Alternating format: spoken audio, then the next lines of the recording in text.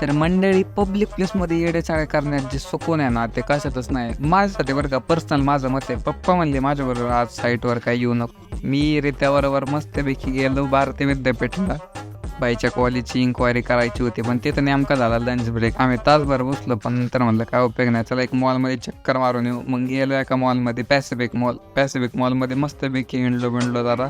नंतर मग परत आम्ही निघालो भारतीय विद्यापीठला. त्याला म्हणलं झाला असं लंच ब्रेक. तिथून मग आम्हाला भारती भवनात जायला लागलं. मग तिथून पण थोडंफार बोलणं वगैरे झालं. पुण्यातलं ट्रॅफिक आणि परत आलो आम्ही मॉलमध्ये. बरं का मॉलमध्ये आम्हाला शॉपिंग करायची होती पण जे पाहिजे ना ती काय आम्हाला भेटलं नाही. मग गेम बिम अरे त्या जरा बघत होता, काय बघत होता माहीत नाही पण मी बघत होतो. सिंगल असताना पण मी कानातले आणि काय काय बघत होतं मित्रांनो शपथ.